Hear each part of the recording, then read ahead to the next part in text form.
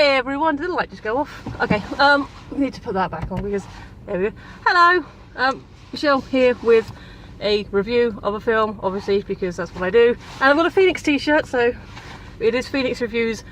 I was wondering if maybe you guys were getting bored of my other background, so I thought I'd try something completely radical on you and review from inside a car, which I'm pretty sure nobody's done before. Never.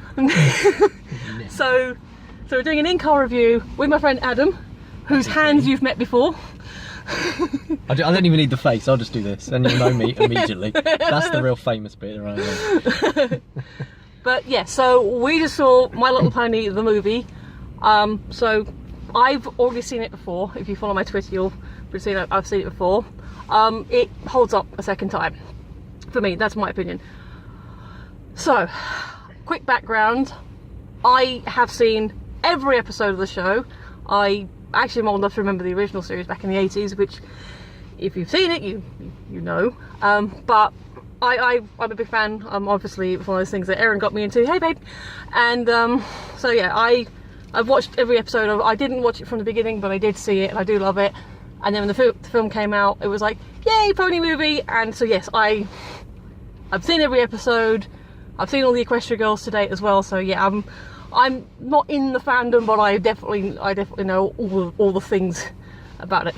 Adam? Hello, internet. Yes, Adam here with the famous hands. Yeah, basically I have, well, with the exception of a few odd episodes here and there, Which you seem to enjoy. which I did enjoy. It was very fun, very colourful, to say the least. Haven't had any previous experience or knowledge of the ponies or the pony universe. Didn't even exist in the 80s. No, I didn't exist in the 80s. No, I was very much early 90s when my existence popped into Being. Yeah, into being. Yes. And so yeah, for me it was all completely fresh and completely new. When we were saying earlier, I sort of went into this completely blind. Didn't look up anything about it. Didn't even know that there was any sort of plot. Is there actually a plot to this? Yes, there is a plot. Yeah. Yes. So yeah, but So first impression? first impressions. I enjoyed it. Yay! I really enjoyed it. It's oh dear, and you have no idea how difficult it is for me to say that. It's My Little Pony. But yeah, I really enjoyed it. It was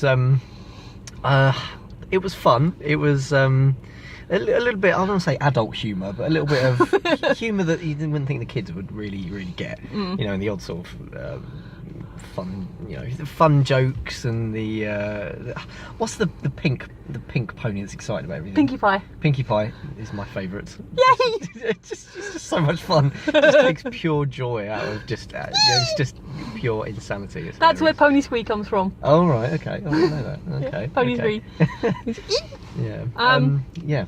So, I was slightly concerned because you were sort of wiggling around your seat and I saw you. So I wasn't sure if that was because it was cold and you sort of stretching out, or because you weren't enjoying it. So I'm very happy that you did. Yes.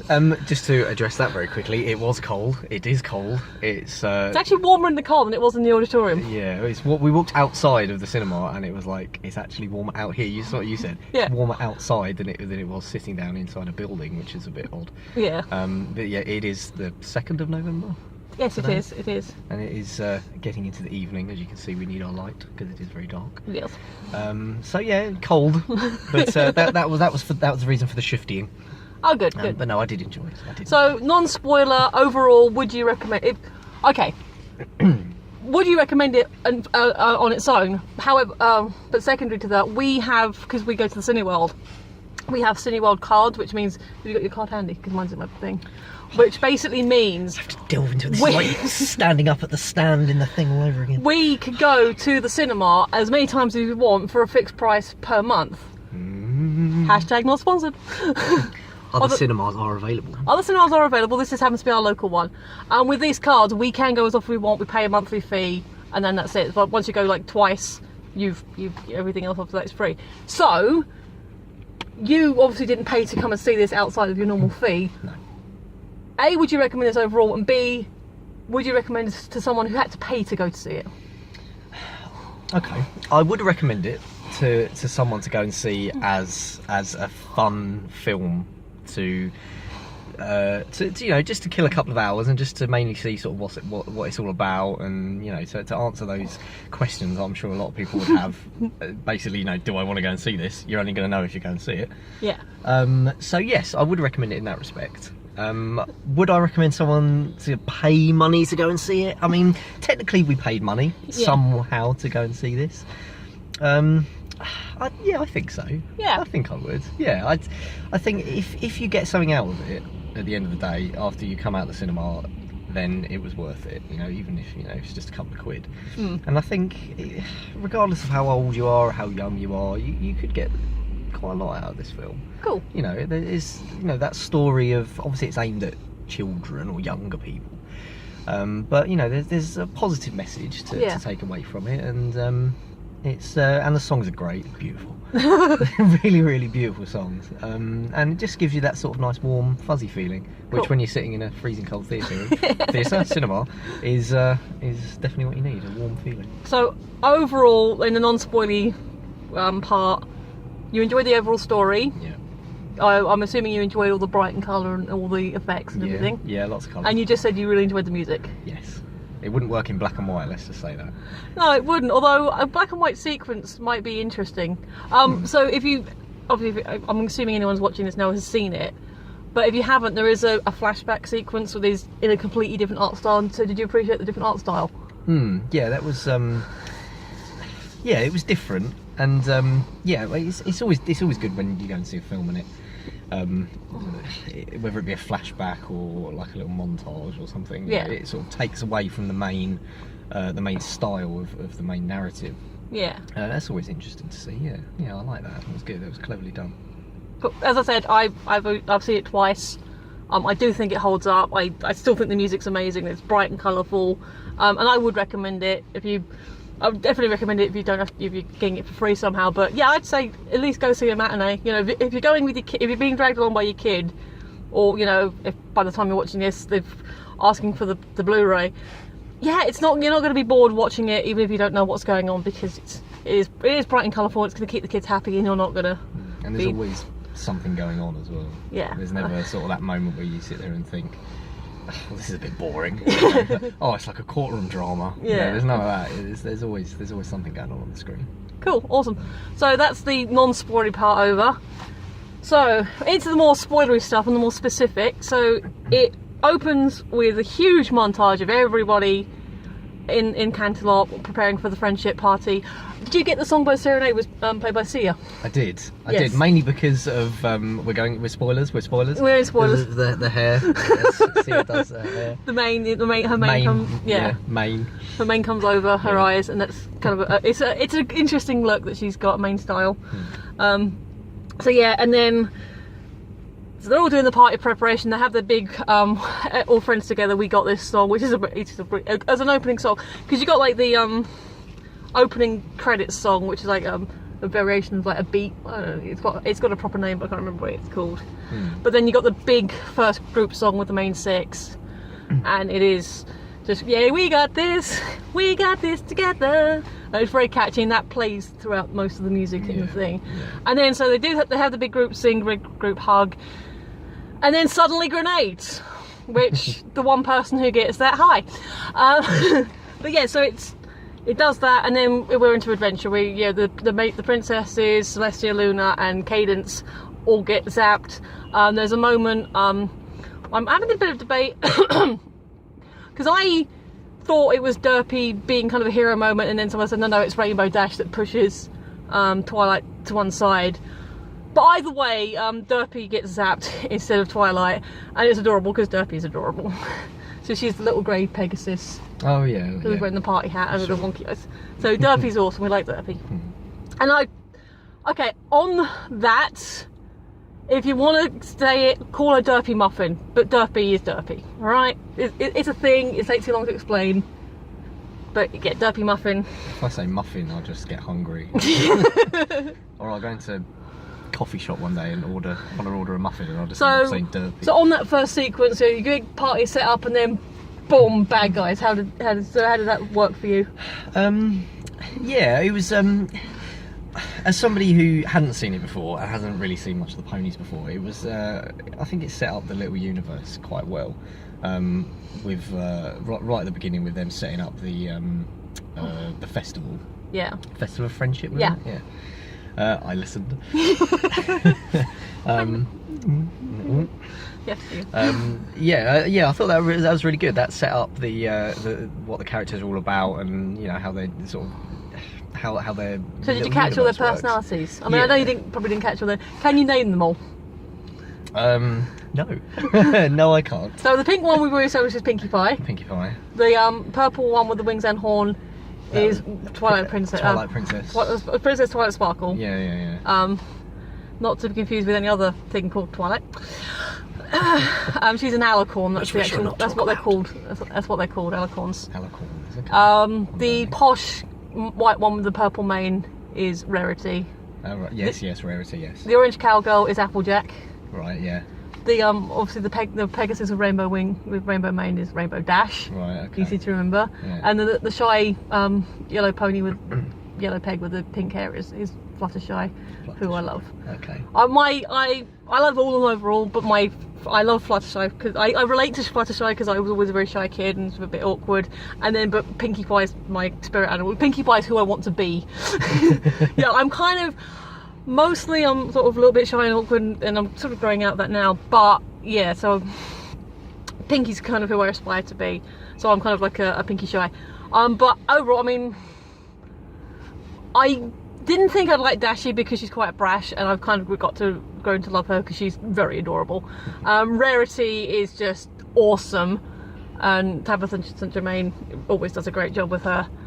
And then obviously, you know, like Twice. She's the leader. She's always a bit socially awkward. And then AJ's just very sweet and funny and everything as well. And then obviously Spike is a little dragon. So bad guys come, chase scene, ponies escape. Bad guy henchman is like, well, they've gone. All right, you better go chase them. There's a scene with when we meet the Storm King for the first time over a magic phone call with like a little display thing that goes in the water that comes out the steam. I want a phone like that, by the way. That was amazing. I don't know how you feel about this.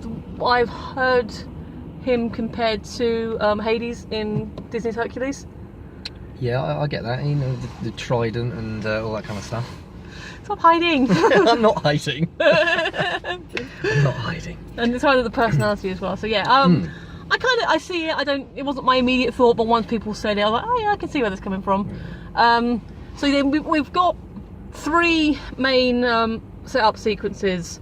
We have the first one where they're falling onto the desert to Kludge Town, that's what it's called, with the fish people.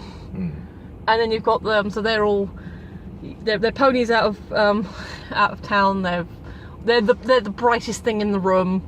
Everything else is sort of dull and dirty and sort of really decrepit. And then obviously someone tries to sell them or eat them, or I don't know, do something. And then we get the Kappa, who is the smooth talking con man or con cat. So what did you think of that sequence overall with Kappa and the fish people and we'll take it from when they enter the town to when they make their escape. I like the inclusion of the cat guy. Yeah. Kappa. Yeah, no, I like his inclusion. I thought it was good. He sort of acted as the main character to, well, initially to like bind them all together and give them hope. Yeah. In their little endeavour, the pony's little endeavour. Yeah, and obviously, were you surprised by the twist? Yeah, yes and no. I mean, yeah, it sort of, it come out of nowhere, and it was a bit of a like, oh wow, that just happened. And then obviously, you've got when the ponies start to, they think that he's, he gets kidnapped. Catnapped. Yes. By Tempest. by Tempest, the evil people. I'm no good with names. I've already forgotten all the names you told me a minute ago. I have to write them down on my hand. and then obviously, they sort of use him and then realise that he was lying to them about where the ponies were actually going. I think you're jumping ahead a little bit. I think I am jumping ahead a little bit. I meant the escape on the windmill. Oh, right, okay, yeah. Which is an amazing sequence. It was, yeah, that was really, really fun, yeah. Best escape ever! Yeah, that was hilarious. What? Are you kidding me? I have feelings on Kappa. As a character, yes, he works. You need that rogue character, that concat person is, as the character, the cliche, that works. My only sort of issue I have with him is, one of the things I always like about this show is they don't forget that they're horses. They never forget that they are animals, and they are restricted by that. And when they run, you hear the clip clopping, and when they are frustrated, you hear the little snorts and stuff. Yeah, the little it's not called a purr, is it? Well, he was purring and sort of thing, but no, the ponies are ponies. They make horsey noises. They neigh. Yeah, they neigh. They neigh and they snort, and they are physically restricted. This is a universe, and we are talking about fish people, but this is the first time we've seen the fish people, so that's fair enough. But this is a universe where it is established that one Rarity has a pet cat, who is a cat. Opalescence is amazing. She is such a feisty little character, but she is a cat. Angel is a bunny, Opalescence is a cat, Gummy is a toothless alligator. The smaller pet animals are animals. Obviously, Winona's a dog. Tank, and then Aloysius, the pet owl. Tank's a turtle. Tortoise. Tank's awesome. So you have smaller animals that are smaller animals. The ungulates are, the hoofed animals, are the only ones that have been established to talk. So we have talking ponies. There are some, the Saddle of Arabia, they're more horse-like, they're taller. The bison talk. We've seen the sheep talk. We've seen the cows talk. We've never seen the pigs talk. So you've got basically all the ungulates are the ones that have the human intelligence. Now we've introduced fish people, which is new to this film, so I'm fine with that. But we're talking about a cat in a universe where we've already established that cats are pets. So I don't have a problem with Kappa's character, but I'd sort of have a problem with the fact he's an anthropomorphized cat, because we don't know where they came from. And he's a lot taller than them as well. So he does make cat sounds, but it seems to break the pony law, the established laws of what animals and creatures can do, what kind of things. Yeah, it sort of feels like maybe he was sort of added in as maybe they didn't put as much thought as. Like I said, no, the character. I don't have a problem with the character. I'm just not sure. Is he supposed to be a cat because as a cat? Yeah. Whether that was the particular So it could have been anything else, really, couldn't he? Yeah. I mean, But he does make little cat noises as well, so he does sort of, Yeah, he does like the odd screech and. I'm getting warm. Now and then. Oh yeah. Heating off. So we have okay, that was just my little Kappa rant. But overall, I like the character. I'm just not sure if he should have been a cat. But then again, I like cats. That's fine. So then the windmill sequence, they escape, land on the airship. So now we're into the pirate sequence, which are awesome. The pirate sequence was pretty awesome. This is actually obviously the song we'll get to later is the song of the film. But I love this song because I kind of like the songs that have got those kind of heavier beats, like Hollaback Girl and stuff like that. The drum beat. Yeah. So I quite like. So for me, it was quite a fun song because you got the. You can clap along to it. Yeah. And stamp your feet. But, so I like that. So what did you think of the pirate birds and? Yeah, no, the pirate sequence was really fun. And obviously going into spoilers, they were working for the Storm King. I remember the name. They were working for the Storm King, and they were ready to throw the ponies overboard. I don't think they were going to. I think they were just like. They weren't sure what they wanted to do, because I got the impression they didn't want to, so, they were like... They were quite, apprehensive about it. You could be right. But that's my interpretation, your opinions. And then, obviously, they then got together with the ponies and got onto their side, so to speak. Yeah. And ended up fighting... Oh, yeah, no, sorry, you're right. They were going to throw them overboard because the rulebook said so. Yeah, because the rulebook said you got And then they had the song sequence and... That's it, yeah. I'm with you now, sorry. Yeah. And yeah, and then they obviously, they started working with them. So you do get this great visual gag where like, let's throw them overboard, union break. Yes, that's it. The power of unions. So they have the lunch, and they're like, so it literally hard cuts, throw them overboard, whistle, lump of food in front of the ponies. And all the ponies They're sitting like, around the table thinking, what on earth? You're about ready to pretty much kill us. And now we're eating. Yeah, now we're all eating together, breaking bread together. So Dashi sings a song and gets them all awesome again.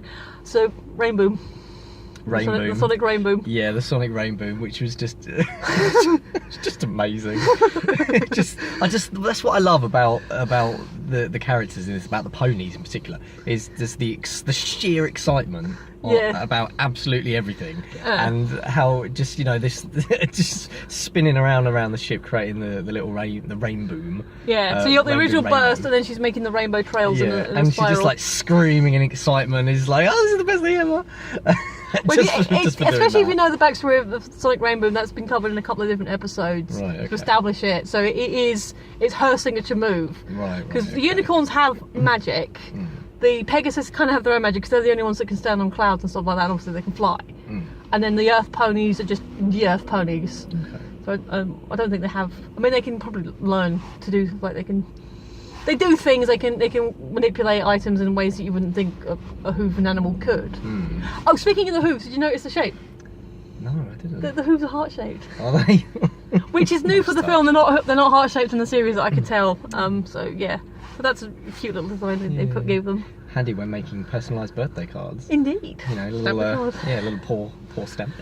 So there was I wanted to talk about. We've got the sequence where the ponies themselves have decided we're going to have to leave the ship, otherwise Solanio, she's got a funny name, I can't remember, but the pirate queen, it takes the decision out of her hand to betray them or not. So they make their escape. So you then get this amazing sequence where you've got the 6 of them plus Spike plus all this debris that she's pulled out the hold falling, and then Twi, with her purple horn magic, grabs all 6 of them grabs the 5 of them and Spike. We get this wonderful scene where she grabs Dashi and Dashi's like, because she's like, she can fly, she doesn't want that. So whilst in free fall, she grabs all her friends, puts them in the crate that she pulled, grabs the rope, grabs the tarp that she pulled, brings it all together and makes a balloon, and then jumps in, squeezes Spike, and then we suddenly got a hot air balloon. All whilst in free fall. This is a powerful pony. Determined. So what do you think of that whole that I just described? Yeah, that was that all happened. It all happened rather quickly. Leaning in. Yeah, no, it all happened rather quickly. But that little sort of finale bit with the hot air balloon. I didn't see that bit coming. Yeah. And it sort of forms the hot air balloon. And then squeezing Spike. Obviously a dragon, fire-breathing dragon, creates the fire. Awesome. I've always wanted to go on a hot air balloon ride, and would you want to do it whilst in free fall? Whilst in free fall with ponies and with a fire-breathing dragon creating the fire would just make it even better. It would. It was epic. So that leads us to our sort of final set piece before the finale, which is the sea ponies it's called Sequestria. Rather elegant, isn't it? Yeah. So what do you think of the sea ponies? I like the sea ponies. They were very cute. Yeah, they were very cute. Yeah, very sort of elegant, and you had like the Queen Novo, that's it, Queen Novo. Yeah, they were good. They had an interesting backstory, didn't they? Yeah. And all sort of hidden identity. So what do you think? Because this is an aesthetic I really love. The when you get in, you get all the neon. When you first see the world. Yeah, no, it's sort of, sparkly. It was nice. It was, I mean, obviously, like I said, in this film, there's a lot of sort of bright colours and all that kind of stuff, and you expect it. But that was a nice little touch, wasn't it? Something a bit different. Because they're deep underwater, so it would be phosphorescent. So yeah, that works for me. I'd really like that. Being underwater it adds that extra sort of like awe. Yeah. To the imagery. Yeah. What do you think of their colouring? Because obviously the ponies themselves are bright pastels, where there are softer pastels. What do you think of that palette? Contrasting. Yeah. Contrasting. And their little song sequence. Oh, yeah, the song was cute. Yeah, I like their songs. And then, okay, so they're beautiful. The backgrounds are beautiful. The coloring's good. And then Twilight's. Yeah, there was a little bit of a. Yeah, you see, I mean, I get her predicament. I get the situation that she was in. She was desperate. You know, she felt like she needed to have the orb of something. Whatever it was like some magical pearl. I don't think they named it. No. Just, their orb that gave them the magic. You know, she was desperate. She needed to do something. Yeah. Unfortunately, you know, it was So- a little bit double crossy. So just to explain that, the reason the orb is what turned them into the sea ponies, because they're originally the hippogriffs, which we didn't establish is what they're looking for in the first place. But again, you've probably seen it. So yeah, originally they have to go find the queen of the hippos, which they discover is the queen of the hippogriffs, and then they find the hippogriff town. We get a brilliant scene with Rarity in the trailer. I cannot even. Back goes one. I'm so sorry. Well, what do you think of Rarity, our little drama queen? Yeah, no, she's cute. She doesn't have a huge amount of screen time and like a lot of those one-liners, but when she does, Yeah. really. Well, they all kind of get moments. Obviously, it's about Twilight. Yeah. Pinky's got all the party stuff going on, and she makes friends with Starsky, the little sea pony. I can't. We've already established how I am with names. I know, and Boss. I've seen it twice. I should know it. Boss. But yeah, the little the princess, and then Rarity obviously has her moments with Kappa. You know, Dashy with the pirates. As a friend of mine screamed quite loudly, Fluttershy does nothing. And he's right. Fluttershy just is sort of sitting there being cute. So betrayal, ejected from Sequestria, the moment on the beach. Yeah, a little touching moment on the beach. Something dragging me over this way. Yeah, a little touching moment on the beach, sort of to reflect on mistakes. It's the third act breakup, basically. Yeah, it's the typical. Oh, we've got to have them fall out now. But it is a cliche, but how the way they did it. Yeah, no, It was, to me, it was real. Do you think it was real? I think so. Yeah, I think it's what surprised me as well about this. It sort of didn't just go for the you know, like the pretty colours and the sparkles and all that kind of stuff, and very sort of basic stuff. It does like tug on the heartstrings a little bit as well, and you know, hopefully, you know, younger people or anyone watching it, and they might think, oh, you know, that's nice, you know, teach you a bit of something about friendship. Yay! Which is nice. That's good. And then obviously, so the five are all kind of going off, and then Twily goes off on her own, stands on the rock, underground water. Sits quietly on the rock and has a sad moment, and then bosh, capture. Yeah. And then we get to the song. Would you agree that is the song? I think so. I think that'll be, if you're going to be looking up a song afterwards, it's going to be.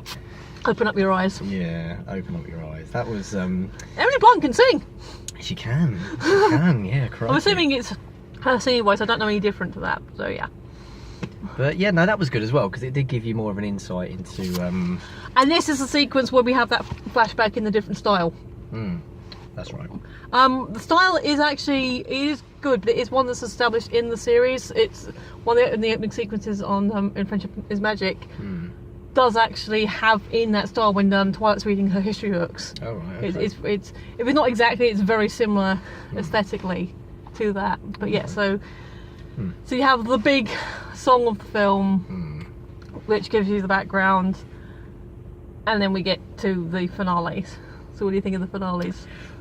As it was approaching the finale, I thought, with a film like this, I know exactly how it's going to end. I know exactly what's coming after, like the big breakup and then the big reconciliation of the ponies. I thought, I know exactly what's going to happen. Obviously, you know, you've got to kill the bad guy. They killed the bad guy. There's a lot of redemption in My Little Pony, but Storm King's dead. Yeah, Which, he ain't coming back. Liv Schreiber does play a lot of bad guys though, so it's probably par for the course. Yeah, that's true. Yeah, who should we get to play the bad guy? Liv Schreiber. I like Liv Schreiber. He's very good. Yeah, he was very good as the Storm King. A lot of menace. Yes. A lot of menace. Friendship and cuteness and ponies and blah. Anyway, what was I saying? Oh yeah, after the reconciliation of the ponies, after the beach scene.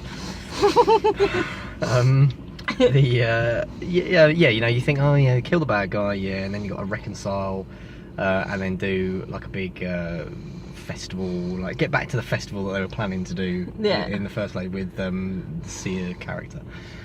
Songbird Serenade. Songbird Serenade, for short. And so yeah, and that's pretty much what happened. But you know what? So what do you think of the storm sequence? Do you think it was the storm sequence? Yeah, with the big. Because you have got to have the big tense sequence at the end. Oh yeah, well yeah. Did you feel tense? I did feel tense. Yay. I did. I gripped my coffee cup with intensity. But you know, yeah, even though I was like predicting a little bit of that towards the end, you know, for that sort of happy. So happy for Tempest to get her redemption and. Yeah, and you know, but even though I was predicting a bit of it, it was still really good. It was really fun, and how Twilight Princess. It was Twilight Princess, wasn't it? That saved Princess Twilight Sparkle. Princess Twilight Sparkle. Yeah. Because when she saved that's it. Twilight Princess is a Legend of Zelda game. Yeah, it wasn't that. No, no, no. When she saved Tempest. Yeah. At the end, like going over the what's it called?